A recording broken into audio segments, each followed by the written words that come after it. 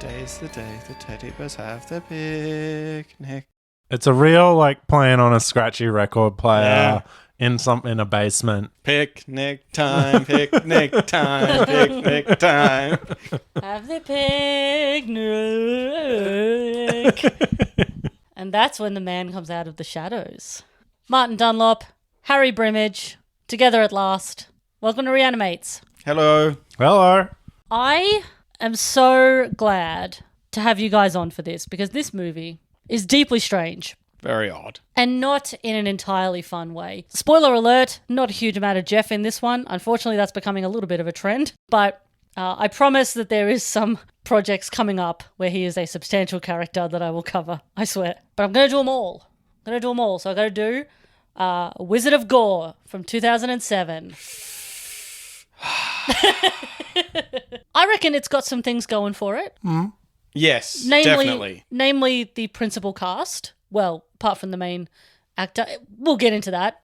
I have more complicated feel. This is from 2007, right? It's Yes. a remake of a film from the 1970s, a Herschel Gordon Lewis film. Yes. And this film, they did want to make something good, and they tried really hard, and unfortunately, they may have tried too hard, and also without getting, having good ideas for where to put a camera or recording the sound properly, and so they made a piece of shit, unfortunately. But they did have a lot of ideas, and some of them were cool, so, you know. It does feel a lot like a student film. Like, Yes! It's got that sort of over-seriousness. I think it feels like a student film because it feels like the kind of student film that the students we went to film school would have made. 100%. Same era, came out in 2007. Yeah.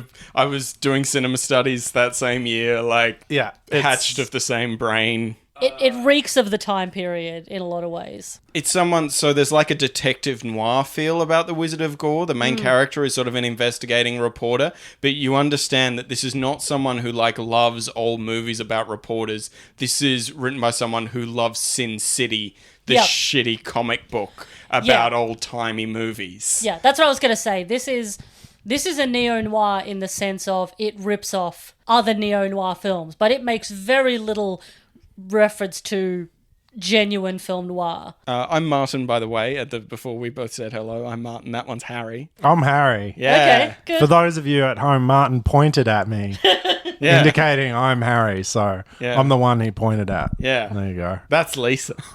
I have realised, when I listen back to the episodes, I've realised I never introduce myself. I never go, this is Reanimates and I'm Lisa Dibb and it's a podcast about Jeffrey Combs. I just always assume people know that stuff. It's because you're such a shy, retiring blossom on your own podcast that you make entirely yourself. Yep. Put out into the world. I'm just shy. Who would want to listen to a little podcast like this? No, I don't know. I mean, I feel like people know what they're listening to when they open a podcast. They've read the episode, and you don't just open a podcast episode without looking at what it is, surely? Oh, that'd be real messed up. Imagine the things you would end up listening to. All right, let's talk about Wizard of Gore. Directed by Jeremy Kasdan, who also directed Jeffrey Combs in Horror in the Attic / The Attic Expeditions, 2001, and All Souls Day, which he has a small part in 2005. And it was written by Zach Chasler in his second of 4 writing credits. As far as I can tell, he is a story analyst over at Universal now. I immediately have negative feelings about that, about him being a story analyst. The man who wrote Wizard of Gore is the man who's reading through other people's scripts and being back to film school, idiot, kind of thing. Well, look, a lot can happen in 13, 14 odd years, can't it? Think of the person you were 13 years ago, Martin Dunlop. I would have made Wizard of Gore, I'm reasonably certain. We've all got a Wizard of Gore somewhere in our history. Jeffrey Combs, and this is based on the IMDb fact, so, take it with a grain of salt, but apparently Jeffrey Combs was the first to be cast, and the geek character that he plays, which I'll explain later, was written with him in mind. Yeah, let's get into it, because that's very odd. Oh, no. Also, another fact that I heard, and I have no idea if this is true because there's no more information, but apparently Roger Daltrey from The Who was at one point interested in acting in the movie, but his girlfriend disapproved of the script. What the fuck part was he going to play? Yeah, that also sounds like a producer's story that is nowhere within 100 miles of being true. It's the kind of thing someone says about it in order to attract Brad Dourif. Roger Daltrey, not really known as an actor, said no. He was in one episode of The Mighty Boosh. So there's also an article by Andrew Cash from dreadcentral.com, which is one of those like on the set articles, you know, when they go on the set and they hang out and they talk to different people. And, you know, he's quite complimentary. I do love the way Jeremy Kasdan describes his own film. He describes it as a classic anti-hero noir structure with garish colours and a giallo Italian horror aesthetic. I will say in defense of Jeremy, that's accurate. Like, those things aren't done well, but that is what this is. That is a description of the movie that you watch, including, like, but there's good and bad things about that. Like, you say there's a giallo aesthetic or whatever, is also code for the plot doesn't make sense. Yeah. You know, and has contempt for the audience for trying to follow. Yeah, also when someone says that it has an Italian horror aesthetic, I think, oh, so blood and tits. That's what you've got. Yeah. I think the tagline of the film is starring the Suicide Girls. Yes! For those who weren't around in the mid to late 2000s, how would you describe what the Suicide Girls were? I Googled it to look into it. I remember them, don't get me wrong. I had very good memories of what the Suicide You were Girls there, were. yes. But it was hard sort of to explain to people what in the 2000s this thing was. And you said this was covered by Dread Central. I remember at this time I was quite into horror fandom and like Arrow in the Head and all those kind of websites. And I remember a lot of coverage. And part of that was because people were excited about Crispin Glover, but the majority of it was the Suicide Girls are going to be in this. And the Suicide Girls were cheesecake pin-up pictures of girls not wearing clothes. But they were very alternative, so they had lots of tattoos. They had tattoos and piercings. Yeah. When we say alternative, let's not go crazy. Yeah. They had tattoos and piercings, Yeah. were otherwise quite conventionally attractive. And the Suicide Girls are a big part of it. This film really captures this time capsule of what horror fandom was like in the 2000s. Because the idea of a horror film, if you hung out in those communities or like online or whatever, really was like, oh, you know what's a good horror film? You have like a bathtub full of blood and your girlfriend takes her top off. Like that is, you know, as an independent horror filmmaker, you're not fucking with the studios. You're not a sellout, man. You're giving the people what they want. Well, we open on a man covered in blood putting together a newspaper. This is Ed Bigelow, played by Kip Pardue from Rules of Attraction. And also just on the outset, just so you know, he sexually assaulted a co-star in real life in 2018. So we hate that guy. He was fined $6,000. He sucks in this movie, so I don't feel bad about ripping on him. Yeah, as you said, like Sin City was only like 2 years before this, so it's owing a lot to that, even though Sin City is very much of the time and there's parts of it that seem a bit cringe now because, you know, it's some time ago. Sin City is a beautifully well-made film. This is not. Yeah. It's a professional and a finished film where they had microphones on set for everybody and they checked through the gate before they shot something to see if it was visible. Mm-hmm. Thankfully, something that makes this film very tolerable is that we have three major amazing character actors who pop up in. One, obviously, being Jeffrey Combs, but we'll meet the other two in a minute. We meet the first, actually, when Ed goes to his dive bar strip club looking for Dr. Chong, played by Brad Dourif, horror icon, longtime voice of Chucky in the Child's Play movies. Love that guy. He gives Ed the old acupuncture and leeches treatment. Works like a charm. Oh. When Chong sort of asks him, like, what's been going on, we go back a week before where Ed and his girlfriend Maggie, B.U. Phillips, see, I was going to say Bijou. Is it B.U.? Bayou. Bayou. No, Bayou's like a swamp. Yeah. Like down on the but bayou. But that's her name, right? No, but Bayou is spelled completely different. I wanted to talk about the first tits in the movie. So he's getting acupuncture treatment from Dr. Chong. And Dr. Chong calls in his assistant, who's a lady with just her boobs out, just is carrying around a big bowl of leeches. I just wanted to note that I wouldn't be carrying around a big bowl of leeches with my tits out. Yeah. Like, Her nipples seems are like- pierced. Does that make a difference to you? Because the leeches may... You wouldn't notice because you don't... I've got a thing about leeches, like a proper fear. A leech is famously avoidant of nipple piercings. Well, Clang onto the metal. It upsets me so much that it because you wouldn't realise that one had latched on until you look down because you don't feel them. Martin, You were talking about moving up to the country, and I just want to warn you, leeches. Yeah, probably not up into the mountains like where we are the here. thing, yeah. Yeah, I have had multiple leeches on me. I don't know. They don't bother me. I'm just like, oh, it's a leech, and I brush it off. So Ed and his girlfriend, Maggie, head to a show. There's a lot more fire breathers than I would have thought at this show. There's a lot of them. I don't know if it's just the same shot, but there seem to be a lot of fire breathers than you normally see. It's got a carnival atmosphere. There's like games and roving performers, women in lingerie giving you flyers to their show. It's like the Edinburgh Fringe. That's what it's like. They walk past a couple of like glass panels with like rooms in them, and one is it's a naked lady mud wrestling room. But it's a blood wrestling room. Blood There's a bunch wrestling. of ladies blood wrestling, and then Edgy. Can either of you explain he says something like it's fucking mumbled and I didn't hear it properly. He says something about the Michael Jackson room, and it's a bunch of men like chasing each other around, and they're all wearing diapers and they're all doing the hee hee laugh. Yeah, he says it's the Neverland Ranch. The room, the thing. In the IMDb trivia, they say the naked blood wrestling room was completely improvised. I don't think you need to suggest it that hard in like the Los Angeles alternative community in the 2000s. Like, hey, we got a room full of blood who wants to slam themselves against each other in our blood room. Ed is like your classic disillusioned, cynical critic. He's a real cunt. Walks around in a fedora, being bored and sarcastic. A bearded and bedraggled and very aggressive man gives Ed a card. That's Jeff! Yeah. Woo! Spoilers, that's Jeff. Spoilers, that's Jeff. He may not... Especially if you have a copy of this film that is quite dark and hard to see. I don't know if this movie ever came out on Blu-ray. I don't know if there's a Blu-ray copy out there. But he is fairly unrecognizable because he is in a lot of like fake hair, fake beard. He looks like Rob Zombie.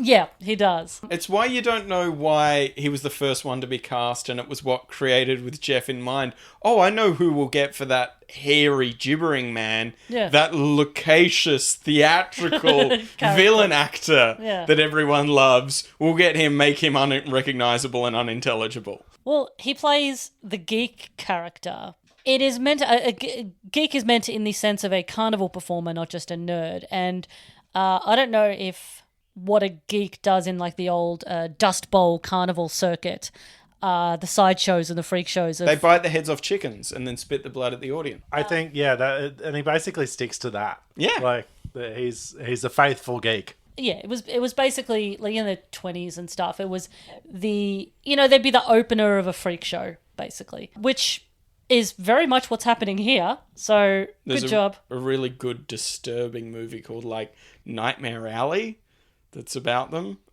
that's getting remade by Guillermo del Toro, and that's very much about horrifically like how does a man reach the point where he's doing that? And that's the plot of Nightmare Alley, about what happened to a man before he ended up at the position of biting the heads off chickens. Sounds great. I'd much rather be watching that. So they go to this magic show. They sit in front of a dude in a full Nazi uniform.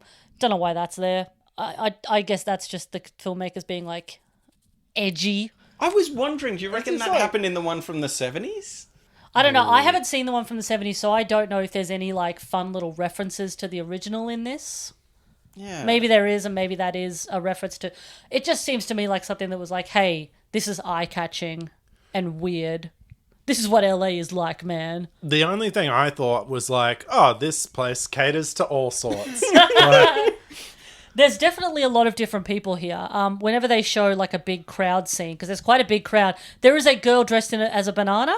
Yeah. Yeah, and they keep showing her because she's in a big yellow banana suit. But this was 2007. If you went to a party in a onesie, you were the coolest, most forward-thinking. That's true. Guy, because we hadn't reached peak onesie yet. That was 2010, 2011. If you had like a mustache tattoo on your finger and you were like a girl who had like a fake mustache, oh my god, queen of quirky. But yeah, no, you walk into a room and you see there's a full-blown Nazi there. It's like you go to a punk show and you see there's like hammerskins there.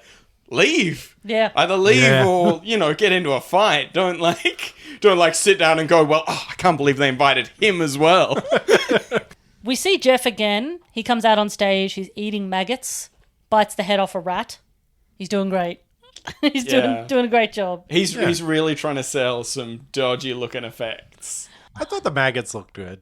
You can just do it with mealworms, though. You Yeah. can just eat them. You just get a guy who will eat them. Yeah. What was the budget of this movie? Yeah. They could have just gotten a legit geek for way less Yeah. than they On charged this Jeffrey Combs. On this Jeffrey Combs podcast, we are now arguing them out of casting Jeffrey. And I bet you could find someone who would really eat the head off a rat too. It's LA, Yeah. man. I mean, you probably don't. That might get some animal cruelty. That's gone into like bum fights territory. Yeah. What if it's a dead rat? Do you think they'd care? How's the rat died? Like natural Natural causes? causes, Or yeah. okay. So it's a sick dead rat and the guy No, bites no, the head off. No, it died. It died of old age, so it wasn't sick. Yeah. Nothing like dies straight of old age. I guess so you want a rat that had a heart attack? Yeah. It died a clean death of coronary. I don't know. They took it down to where they kill cattle. The slaughterhouse. Yeah, they take it down to the slaughterhouse and they're like, "Hey, I got this rat. Can you just They put a why bolt. you?" They put the bolt through its head and then it's not recognizable. No. It's as big as It's the just an bolt. inside out rat. Bolt goes all the way through, like a lamb on a spit. No, I want a heart attack. I want him to have clutched his little chest with his little claw and gone, Oh. Goodbye, cruel world. My last wish is for Jeffrey Combs to bite my head off. I want to be in pictures. So, a woman in a flapper dress tries to leave the show because she's disgusted. We meet the third of our fabulous character actors, Crispin Glover, playing Montag the Magnificent. Here's just a little clip of what Montag's whole vibe is like. Oh, I love you people. I mean, I really, really love you people. You people feel nothing. You have no empathy. Well, tonight, you are going to feel something. And right now, I am going to attempt to feel something, anything other than disgust and contempt. For you people who make my day. Thank you. So he comes out. It's one of the sweatiest performances, and he does the Crispin Glover job. I think they hired correctly. The Wizard of Gore. If someone tells you, "Do you want to meet the Wizard of Gore?" and you're like, "I'm not sure," and then they bring in Crispin Glover, and you're like, "Well, yes." I mean, he is. He's got like an immaculate, is it a quiff and like an immaculate white suit, and he's stuffed his pants. It's a weird. He has a cod piece, yes, Yeah. and that was apparently Crispin Glover's idea too. Okay. And he's just very sweaty and pink, which I like. I find he's genuinely unpleasant to sort of view. And he just talks in like high school metaphors. A lot of like reality and illusion, which I guess, that is how a certain kind of magician talks. Some magicians are very charming and there's a lot of jokes and banter with the audience. This guy does jokes, but they suck, and like you hear the room not laughing after them. He also has a very strange cadence. He has that sort of William Shatner cadence in this movie where he's kind of like, "You will never leave." He talks like Crispin Glover, yes. Does Crispin Glover always talk like that? Yes, he's a very odd man. Have you seen Clowny Clown Clown? Oh, I was thinking about that a lot, and that song was running in my head a lot throughout this movie. we don't talk about Clowny Clown Clown. I was walking on the ground, I didn't make a sound, then I turned around and I saw a clown. His first trick is to shove half fluorescent light tube down his throat and then push the blood out through his chest. Very effective. Oh, it's a great trick. If that is Yeah. indeed magic, then wow. Our main character isn't impressed at all, and I'm like, what do you want? What do you people want from Yeah, he's a real fucking killjoy. Like, the first couple of magic tricks are good, and it's I don't know what you came there for. Yeah. He's very cynical. He's very like, ugh, I know exactly how they did that. You're not supposed to like him, but then this isn't like I wouldn't mind that as much if this was like an EC Comics thing. Like if you've seen Velvet Buzzsaw with Jake Gyllenhaal. Yeah. That's not like a perfect film, but that is that fun thing of like, here's this sneery critic and watch this fucker get what he came for. Yeah. You know, that's something to indulge. It's something you enjoy as an audience, and this film doesn't give you that. He's a dick and you're stuck with him for 90 minutes. Montag gets the flapper girl from before down onto the stage.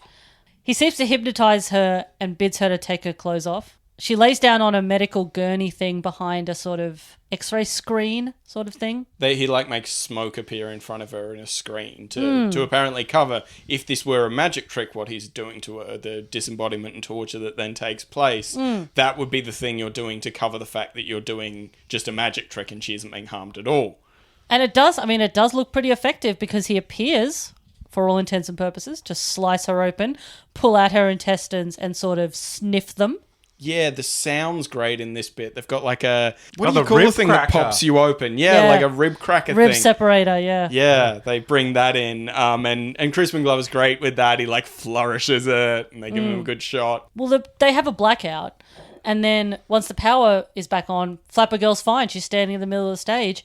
And I love Crispin Glover's response to a very shocked crowd, which is to say, do you feel something? Anything?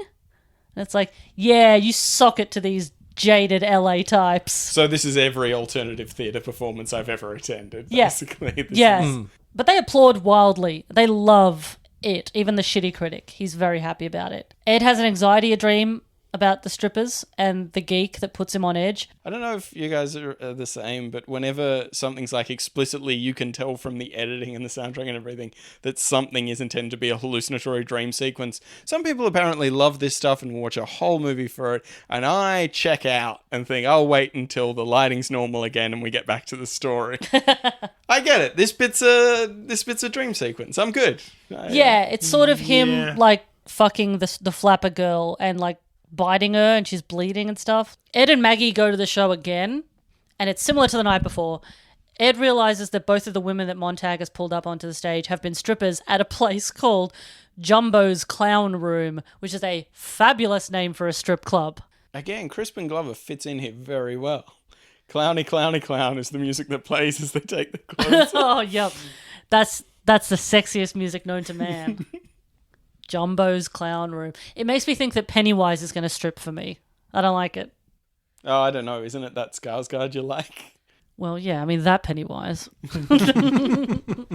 This time, Montag takes the woman and decapitates her with a bear trap. Oh, this bit where he's throwing the bear traps at her. Yeah. It's great. I think that's a fun idea, you know, because normally put a bear trap on the ground, step into it. But what if you tried to take someone's head off with it? Unique. He talks about like some metaphor with sharks. He's like, we're all just shark food. Then the sharks gobble us up. But that's one of the weird things about this is, so in the IMDb trivia, they said one of the Suicide Girls in this movie only has one leg. And they said they incorporated that into the death. Oh. Is this in this bit? Because this is the only dismemberment Oh, yeah. gag they do. But, man, if they did it, I didn't see them. Like they chop, like, yeah, her foot gets chopped off is one of the... Like, if she genuinely doesn't have a leg there, is there a full shot of, like, what's clearly the woman and then the leg goes away? Yeah, I don't remember. No, I don't remember that. I do. I Okay. do, yeah. Good. Yeah. No, it's very, like, it's chopped off at, like, I don't know, halfway down the shin. And then they chop her head off immediately after, so... You remember the head bit. Are there any headless Suicide Girls? No, I think heads are a big part of it. Okay. Like, you really have to have a head to do the job. Right. Haven't had any complaints. Wait, what? You do. Nailed it.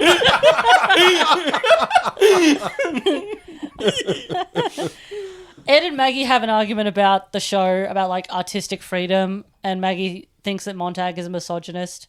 And then, of course, Ed is like, no, it's fine, baby. Yeah, Shut the up. film really picks up that thread and then drops it and wanders off. Yeah, yeah. Like, it says, we understand that this could be seen as misogynist. Sorry, they've got something in the other room. Anyway, look at these titties. He sees a news report about the stripper from the first show being eaten by a shark. The police pull a body out of the river and it's like it had its throat torn out and it bled to death. The police don't say, well, shark attack. They say, a man bit this lady. Obviously, they're very different kinds of bites. Well, that's sort of what happens when he goes to see his mate Jinky, who works for the coroner's office, and he says that it wasn't a shark attack because it doesn't look like a shark attack, and also that both of the girls' bodies who have been fished out so far, because they found another body, has had some sort of toxic drug from a pufferfish in their blood. So, of course, he's like, I gotta go see Chong. He'll know what this is about. I want to talk about Jinky, because they do a reel, and this is really of the era, is that the friends that hate the fuck out of each other. Yeah. Like, he shows up and he has a chat with Jinky. You really get the impression that neither of them like each other at all. They're very different people. I don't know Yeah. what makes them friends. Yeah, the actor who plays Jinky's gone on to be in some real movies, and I remembered him from a couple of them, and I was like, oh yeah, that guy's fine. He's no good in this. He's too young to be playing like a coroner, and in the film, he says something about, I'm an intern, and he looks like 22 years old. Yeah. And they've given him the wrong costume. His t-shirt's too short, and he keeps reaching to like pull it down a little, because he's got a bit of a tummy, and he's like self-conscious. I think that's a big part of why it feels like a student film. Yeah! It's classic, too young to be a cop. I've been remembering a lot of shitty student or like TV things that I've worked on today. And one of the other things I just remembered is someone doing a sketch where they needed policemen, but he got his housemate who had tons of facial hair, like a big old beard, and long hair, but then all of that crammed into a cop hat. Like, oh yeah, this is normal. Yeah, it's like It's Neil from The Young I was Ones. just gonna say it's Neil when he becomes a cop. So he does go to see Chong, who says that the drug can be used for mind control. Durif is great in this. I also realised that his herbal medicine shop is called Herbals in Your Mouth. Herbals in Your Mouth. It comes in a film that is honestly fairly serious in tone, with some tongue-in-cheek jokes, but that sign shows up on screen a lot. Yeah. So not only is it kind of lame and like, I get what you're going for, then you know what's great for a joke that produces that kind of reaction, repeating it three more times. Doing it again. Here's a little clip of what Brad Dourif's doing. He's being a bit cheeky. Stand back and let the guys do their work. What kind of work are they doing? Mind you. Mind you. Mind your fucking business. You know what's good for you. I'm cleansing. It's so crazy in that bit, and in all the bits that Dourif shows up in, including that bit at the start, right? In a film where the sound is often muddy as shit and you cannot hear anything, Brad Dourif, who's talking quite low for a lot of this movie and whispering and mumbling or whatever, has the magical ability to find the mic in the room. Like, he comes through fine in every scene. That is 40 years of professionalism at that point showing up. Well, he is literally like, you know, he's obviously an actor, but most of his work is voice acting. Chucky, you know? Like, he doesn't... He knows how to, like, throw his voice and... Yeah, and the half-stoned dickhead who was carrying the boom in this film, I have to assume, staring at the walls, waving it wildly across the set, he was still able to pick up and find that flying boom. But Did either of you guys watch the Netflix Chucky? They cast Mark Hamill as Chucky. No, the one with Aubrey Plaza. Lisa saw it, I think. No. The new one? The new Chucky? It's unfortunate because they make Chucky a real like mindless robot. Like, it would have been really fun to have Mark Hamill swearing his head off. Yeah. And calling people bitches and stuff. Like, Brad Dourif or GTFO. I love Mark Hamill, but... Yeah, it was just a really odd choice. And also, who the fuck are you to make a Chucky movie without Jennifer Tilly? You fucking maniacs. Why would you? Anyway, this isn't the Jennifer Tilly podcast. God, that's a good idea, though. Anyway, carry on. One day, I will eventually run out of Jeff films. So, Ed goes to the show again, and he takes Jinky. This time Montag puts a woman in a sort of a rusty metal tube that has a fire underneath. It's like a stove. What eventually pops out is an extremely grotesque burnt corpse, which actually looks pretty good. Oh, I love for it. a film of this budget. Yeah, no, it's messed up. Yeah, I was looks gross. He calls it the something brazen bull, and it is a real thing from like Greek history. They would use it to punish people, is they'd lock them into. I think they strapped them to the outside and then they'd heat it up, and it was made of bronze, and so the person will get cooked on the outside. But nice and soft on the inside, like a schnitzel. Yeah. Yeah, no, it's horrifying, and like that effect works quite well.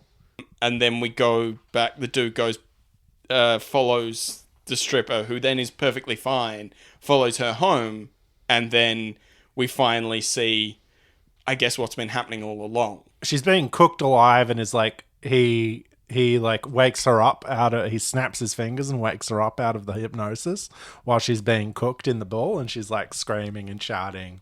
Yeah. And then they have this great effect where he opens up the ball to let her out, and she comes out and she's all melted and screaming, and he's like, it was like the only horror joke in the whole movie. He's like, oh, what's You're the not line? done yet. Yeah, better put her back in. Yeah. Like, and he's like, what? And he pokes her with a fork. Yeah, I think he says like stick a fork in me. I'm not. Yeah, done yet. yeah, He stick a fork Pokes in me. her with a poker of some sort. And he repeats the joke because the joke doesn't get any laughs. And imagine ever laughing at a joke that Crispin Glover told. There wasn't like a Imagine going to a dinner party at Crispin Glover's house, and he sidles up to you with a gin in his hand and says, "There once was a man from Nantucket," and he said, "Hi, Crispin. Who's your friend?" He wouldn't look at you, though. He wouldn't make eye contact. No. He'd get real close and stare off into the middle distance. Did you hear the one about the one-legged Irishman? And his eyes just glaze over. You don't have to be mad to work here, but it helps. Where's he working in this scenario, Martin? Just in a cubicle in an office. Awesome. Around this time, it's sad, he was having a little bit of a resurgence. That's one reason why people were excited that he was playing the Wizard of Gore, because he'd had Charlie's Angels in the early 2000s, which has sort of been his comeback after he physically attacked David Letterman on his show and sort of killed his career. You should be allowed to attack David Letterman. He was promoting a film where that was kind of the character he was playing, was the person that he was behaving as when he attacked David Letterman. Oh, okay. I don't He know. pulled a Joaquin Phoenix. Phoenix. Yeah. But so he had Charlie's Angels, and then a few years after that, like 2004 or something, he had the Willard remake about the boy with his pet rats, and he's great. That's a great little film from the 2000s. Like Perfect casting for Willard. Like, yeah, his weird little Norman Bates thing. He's wonderful at. So the girl gets cooked alive. They go outside. Jinky says that was definitely real. Like, I've smelled dead bodies from a fire, and that was the real thing in there. And Ed says, "Sorry, I'm a piece of shit. I'd stay here and talk to you, but I'm going to go follow a stripper I know." And he does. He follows her back to her apartment, and she lets him in. It's like, "Hey, baby, sure." And then, in an incredibly mid-2000s move, she is completely naked but for fingerless lace gloves. He's asking her about the show, and she's like, "What are you talking about? What magic show?" So he hits her a bunch and sets her on fire, and then wakes up the next morning in his apartment. What's going on? Did it happen or not? At this point, I don't care. So you introduce the idea that maybe Ed, for some insane reason, has actually been killing all these women. We literally see that on screen. Later on, that will be treated like a massive twist, but we have actually seen it happen at this point. this is the biggest high school film twist. And Oh so my 2000s as God. well. It was in his head all along. He was the killer. Lot of in his head all along movies. So when Ed goes to see Jinky, Jinky tells him that the young woman from the night before was found dumped downtown, dead. And of course, Jinky has his suspicions about Ed, but they go to the woman's house and there's like no crime scene. There's no scorch marks or signs of struggle. So, who are you going to believe? Why don't you go to the show again, Ed? Sure. White people got to investigate everything. I guess they do eventually have a reason why that's all happening, but it's not a reason you get excited about. Well, he goes to the show with Jinky and Maggie. Maggie has like a little video camera because she's like, I'm going to figure out what this is all about. Jinky thinks the mind control drug is on Montag's hands because Montag shakes everybody's hands when they come into the show, which is also a thing that alternative performers will often do. The guy shoved his penis in everybody's face and then at the exit tried to shake everyone's hand on the way out. Shockingly, people were less than enthusiastic. He gets Jinky up on stage, Montag, and commands him to strip and then appears to shove an umbrella down his throat and rip it out. Blackout, Ed wakes up at home.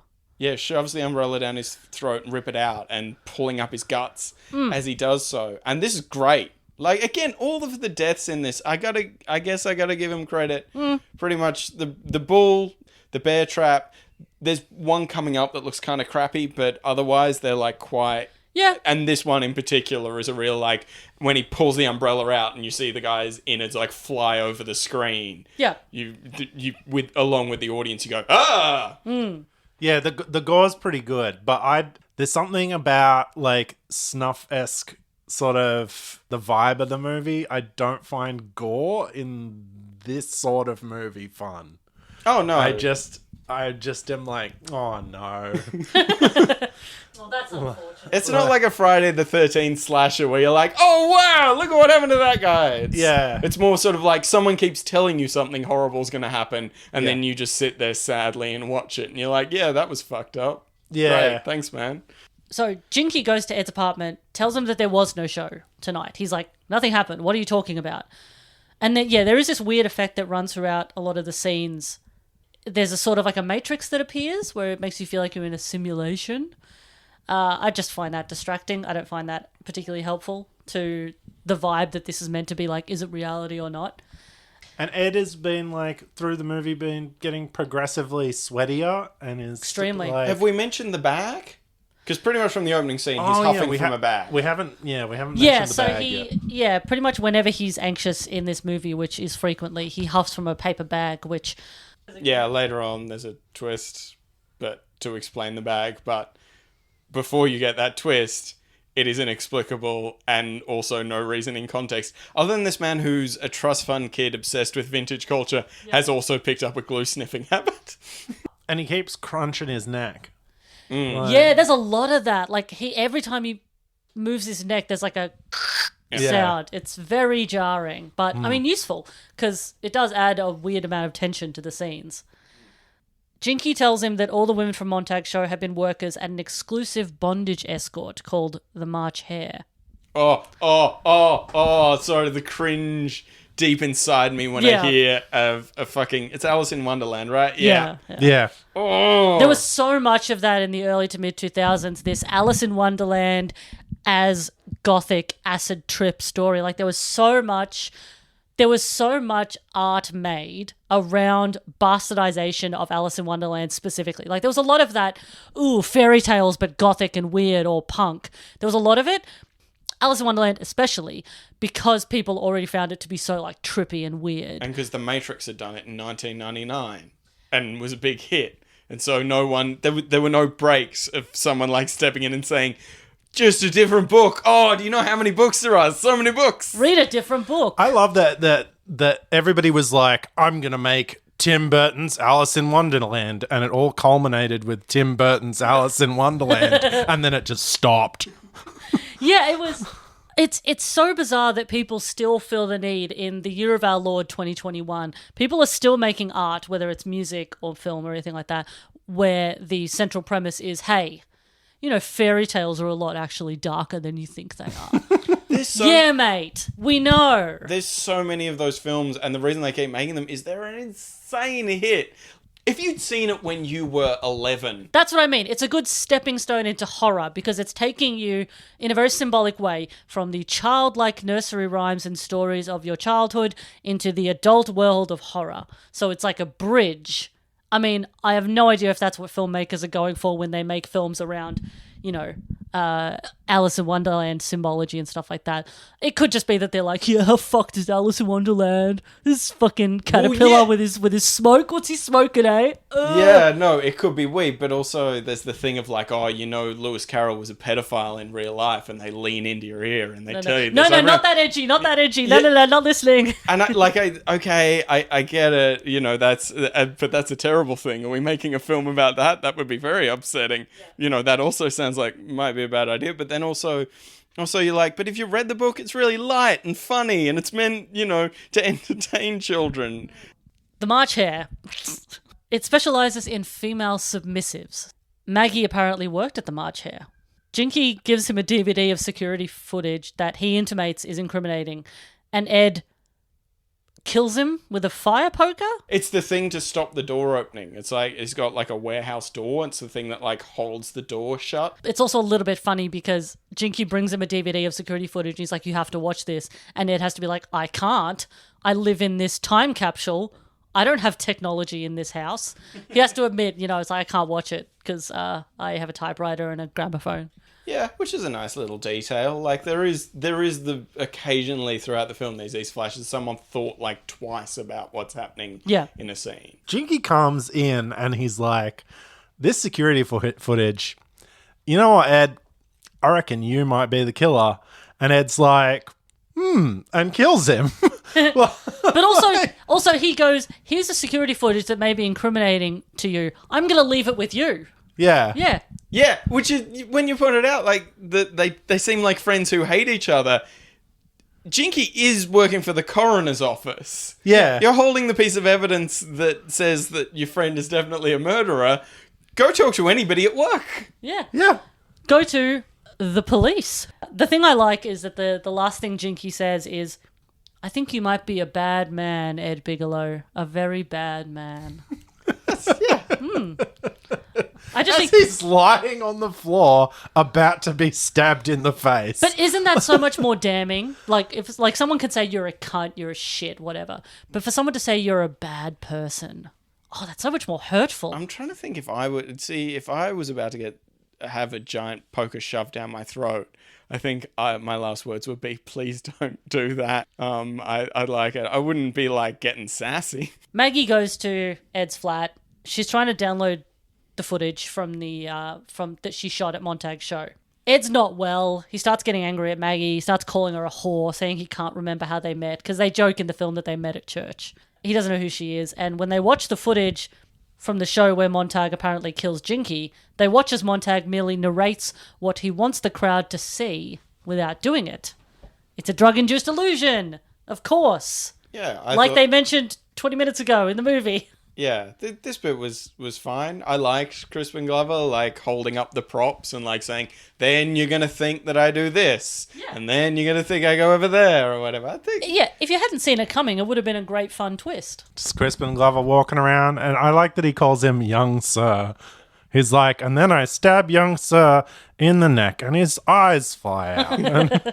They go to the show again, Maggie and Ed. Fucking hell, these Scooby-Doo-ass motherfuckers. Montag brings Maggie up on stage. She lays on a bed and he stabs a bunch of swords through her chest. And then once again, Ed finds himself alone in the room and runs home.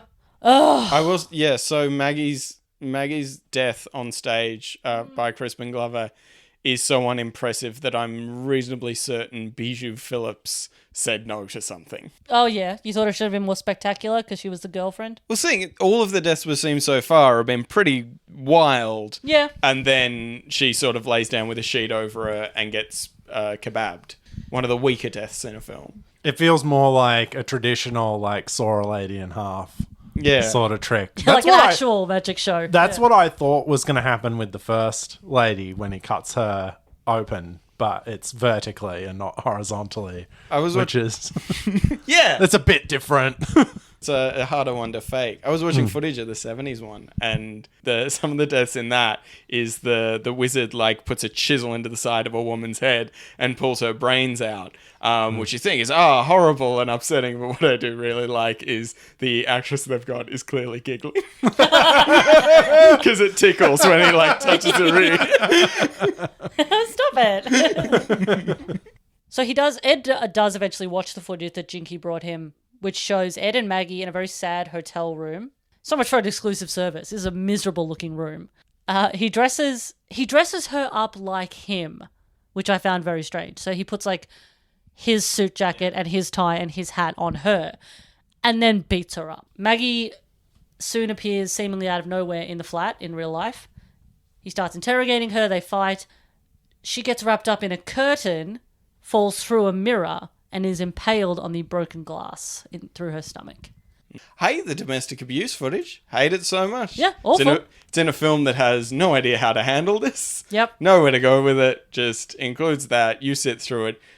Again, like the number of times on this episode that I'm going to say, oh man, the 2000s had some bad fucking ideas. It looks very real. Whereas everything else has been, it's at least had a go at being like stylized and wild to the point of being like, well, it's so silly. How could you possibly think this is real? Yeah, like opening an umbrella up inside someone and then pulling it out and all their guts come out with it is ridiculous. That's the thing. It reaches this point of like absurdity and it's fine and you laugh and scream in horror or whatever. And watching a guy beat up a woman in a hotel room is just like, oh yeah, that's a reminder that happens a lot. Cool. Thanks, guys.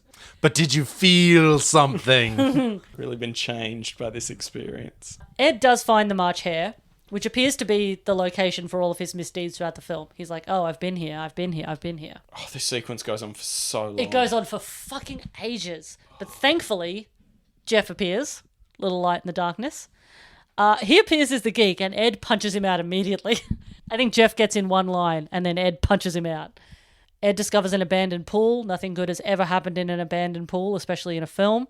Then he finds himself hung upside down in one of Montag's tricks, getting cut up with a knife. The term that Montag uses is, what is it, death by 1,000 cuts? Yeah. They fight, and he crushes Montag's head like a balloon. Oh, the pissiness of this when he's hung upside down, and it's that thing of like, endings of movies are hard to write. So in order to get him out of this terrible predicament where he's hung upside down and being cut repeatedly by a knife, is he just does a ninja flip and gets into a fist fight like a fucking 16-year-old's theatre play that you have to sit through in drama class. I think what's especially strange is that, I don't know if this was the actor or if for some fucking reason they didn't want the character to respond to it. Ed isn't reacting to the cuts at all. Like, he is cutting him in very upsetting places. Yeah. Under the eye, down the ribs. The actor or the character just isn't reacting at all. He also doesn't cut him enough. I figure if you're going to say the death by 1,000 cuts, you should mess him up before you get to the whole Errol Flynn bit. Yeah. No. He's very shirtless in this part, but that couldn't make up for all the suicide girls. Like, that's not balance.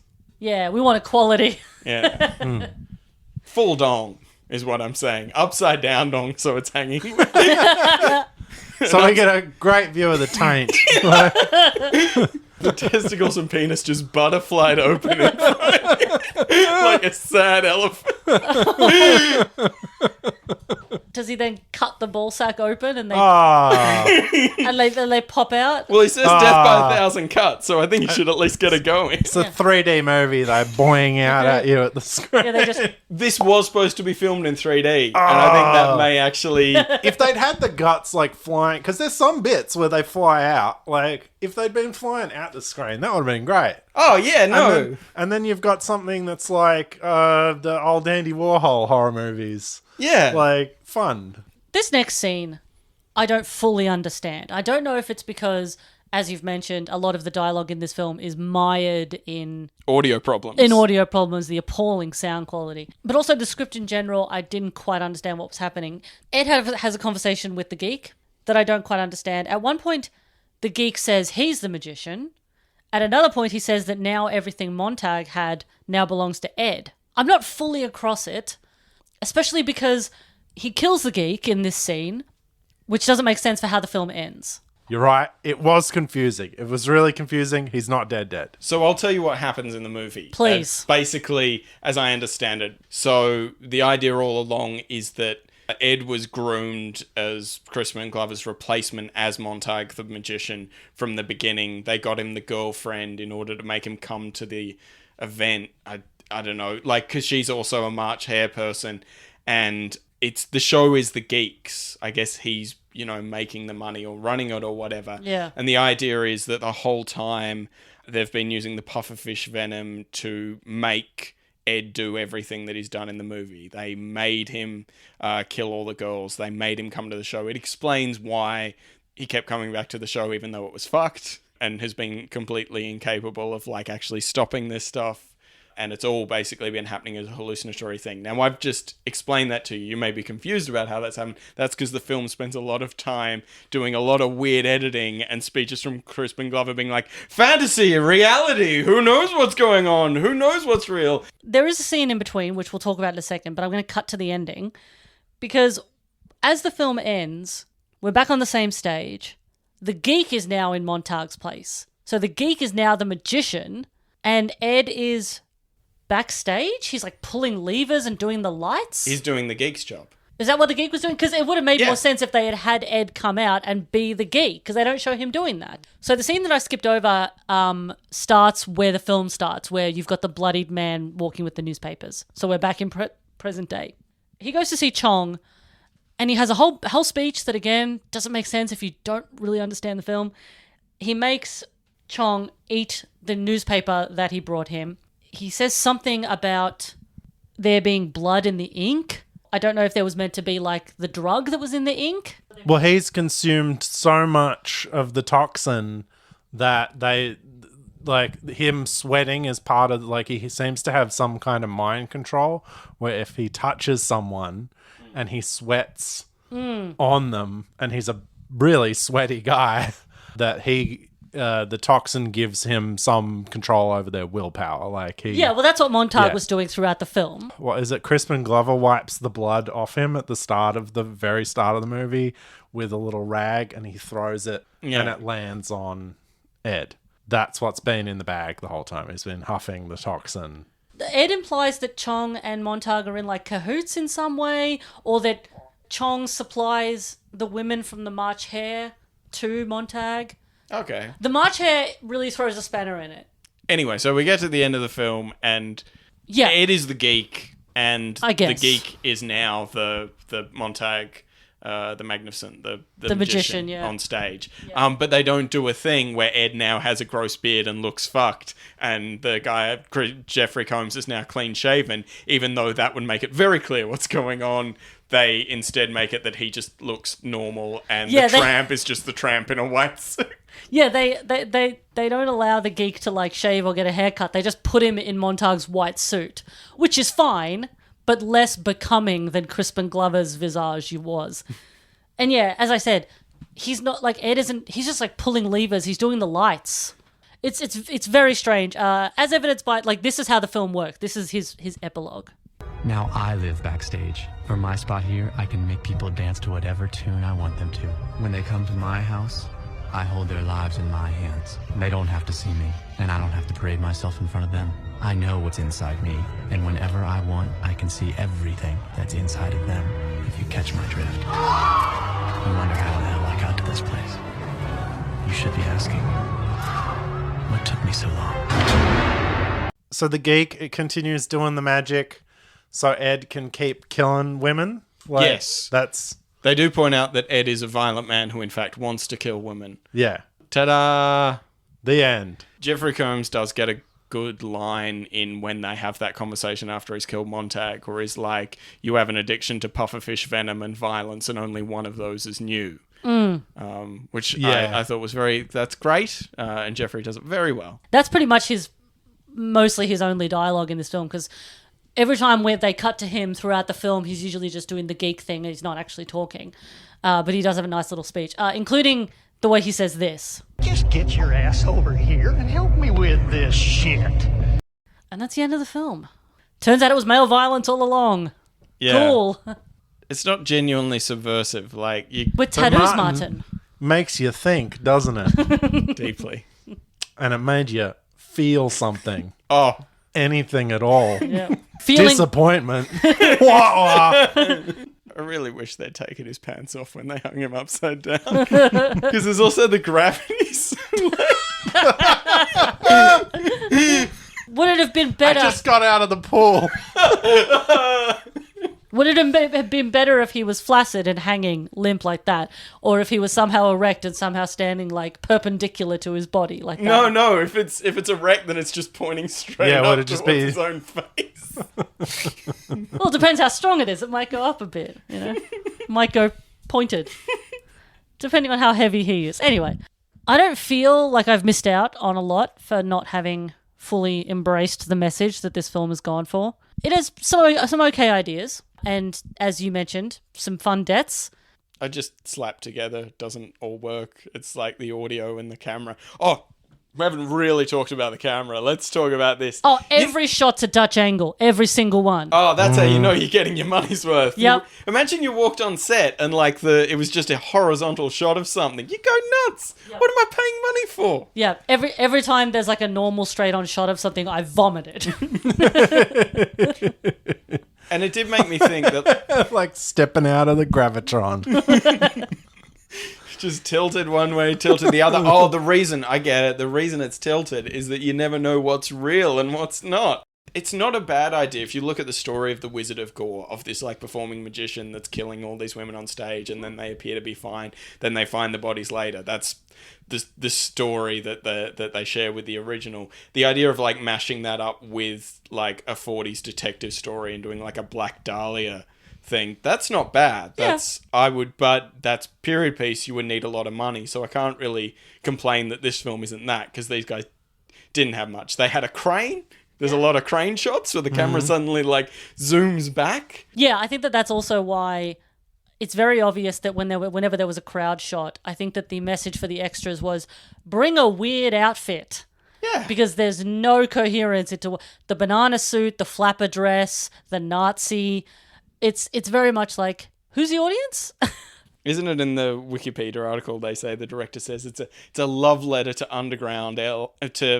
downtown LA. Yeah. And what we learned from this is there actually isn't a lot of character in downtown LA. Yeah. And if you make a film set there, it will feel weirdly soulless. I don't feel like I'm going into the hidden doors behind things or anything. I feel like I'm going to the music venues that you hide out for your movie. You don't feel like you're seeing a seedy underbelly of anything? LA has a seedy underbelly? No. There's glittering lights. It's all very pretty. There's nothing behind those glittery lights. Nothing that crawls and swims in its sewers. It's the City of Angels. Do you think that, like, maybe the City of Angels could also have some devils in it? Ooh. Lana Del Ray in a Cadillac just flying off the Hollywood sign. Hollywoodland, baby. Cigarette in her mouth. Ashing it off the side she goes, just popping pills on the way down. I'm Marilyn, bitch. I've got a swimming pool, but I'm sad. Gotta go. God, I love her. Oh my God. Anyway. Oh, we could have been like Bogey and Bacall, but instead we're just fuckheads. I want Lana Del Ray to remake The Wizard of Gore. I want her to be the wizard. She is the wizard to a lot of young women, and you. I love it. It's that California gothic. That would be so much better as like an aesthetic for this film than this fucking fedora of a movie. Like, yeah. It was, but again, very much of the time. Yeah. We all wore a fedora unironically at some point in our lives. I had a pocket watch in high school. We were all fuckheads at some point.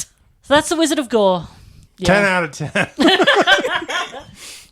Is 10 the amount of tits that you saw in this film, Harry? Probably. At least 11. yeah. 11. It's an odd number, is it? You saw an incidental. There are 3 credited Suicide Girls and a lot more boobs than that. There was way more boobs than that. Yeah. Well, yeah, because there was like a stripper at the start. Well, he goes into a stripper's, like... Yeah. And there's women in the audience with their boobs out, and Yeah. women walking around the club with their boobs out, and a lady walking down the street with their boobs out.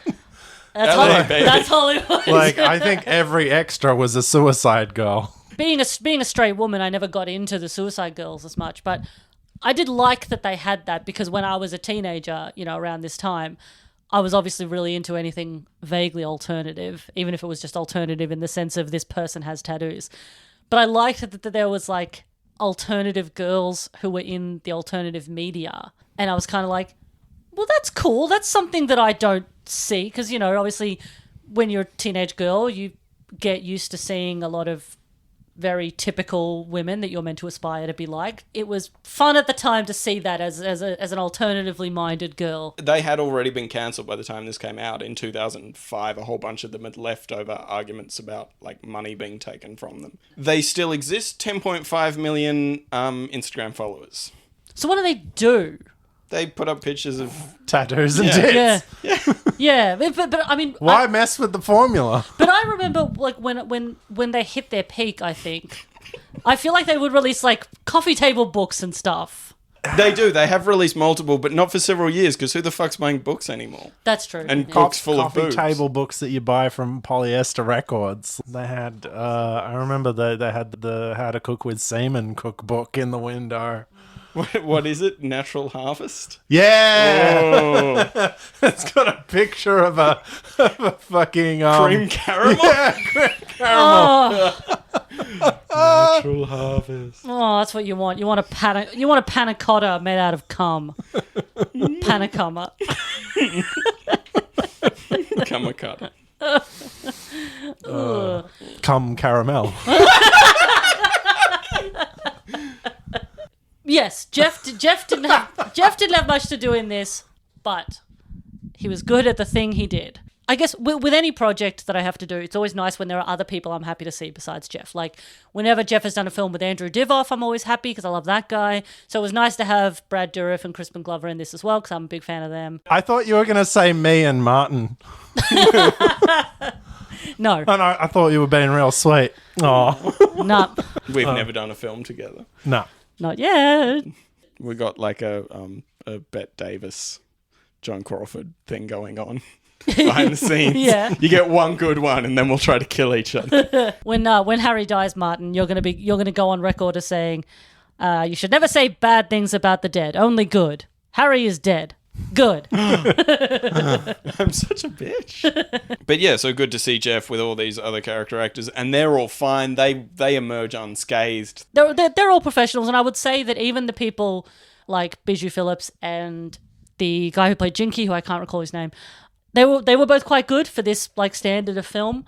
I can't say that for Bijou because I couldn't hear her. She's doing her best. She was doing her best, I'm sure, but too short for the mic. They were all better than, what's his name? The guy who plays Ed. Kip Pardue. Yeah, Kit. Yeah, awful. He sucks and is a shit bloke. If you're listening, Kip, fuck you. But he's also like, he's always wearing those vintage suits or whatever, but also neck tattoo. Yeah, he has neck tattoo and non-vintage hairstyle. Yeah, so he has a big cross neck tattoo. Like a cross. It's not like angry. It's a no fear. Like really infect. He has a tattoo of the Billabong logo. Yeah.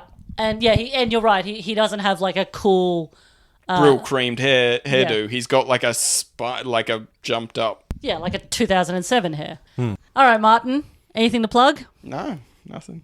I'm very tired. I'm plugging that. You're plugging getting sleep? Yeah. Okay. But it's great. I got a Twitter at Martin Dunlop 1. Follow me if you want, and then leave if you don't like something. That'd be cool. A striking case for your content there. I'm so sorry.